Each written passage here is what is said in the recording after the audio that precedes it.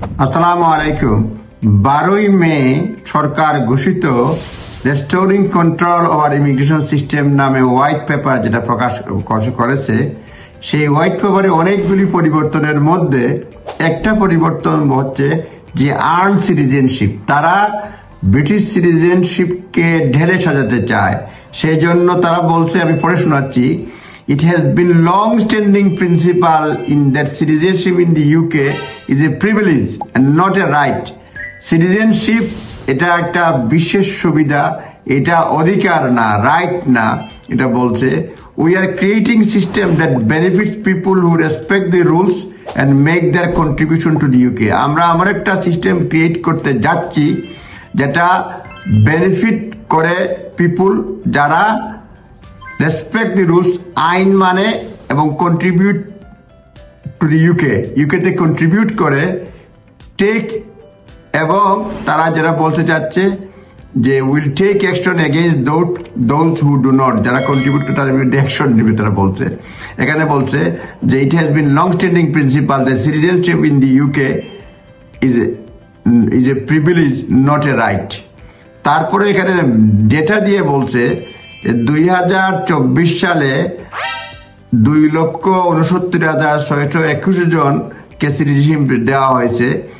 2024 সালে 2,69,621 জনকে British citizenship grant করা হয়েছে, 30% মোর দেন 2023। 2023 সালের চেয়ে 30% বেশি।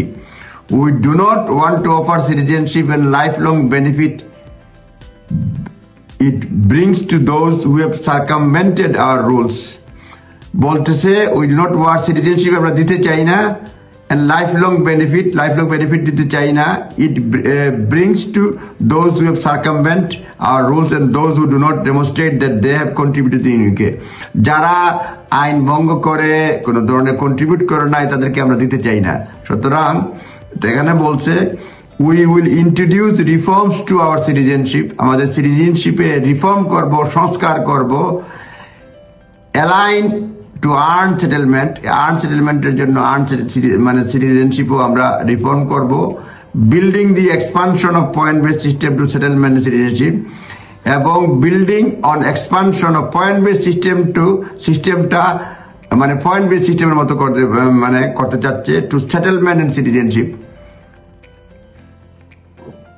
তারপরে এখানে বলছে যে সিমিলার টু আর্ন সেটেলমেন্টের মতো will increase the standard qualifying period and expand the point based system to allow those who greater contribution to qualify sooner, যারা greater contribution করবে তাদের যাতে কোয়ালিফাই করে sooner।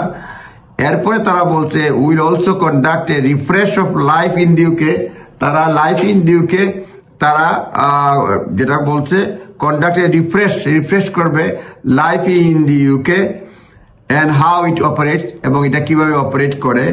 Finally will consider measures to reduce the financial barrier to young অ্যাডাল্টের জন্য financial barrier reduce করবে, who lived here throughout the childhood, যারা তাদের চাইল্ডহুডে বসবাস করছে মানে থ্রু আউট মানে পুরা সময়টা, এবং ফ্রম এক্সেসিং ব্রিটিশ ন্যাশনালিটি। এই হচ্ছে যারা ইয়াং এডাল্ট রয়েছে তাদের জন্য কিছু ছাড় থাকবে, বিশেষ করে ফিস মাফ করবে। এই হচ্ছে মোটামুটি আর্ন সিটিজেনশিপ নিয়ে যে 4 প্যারাগ্রাফ লিখেছে। এই 4টে প্যারাগ্রাফে তাই বলতে চাচ্ছে তারা কন্ট্রিবিউট করতে হবে, তারপরে এটা পয়েন্ট বেস সিস্টেমের মতো এটা করে ফেলবে। এখন দেখা যাক কি হয়। ধন্যবাদ। আসসালামু আলাইকুম।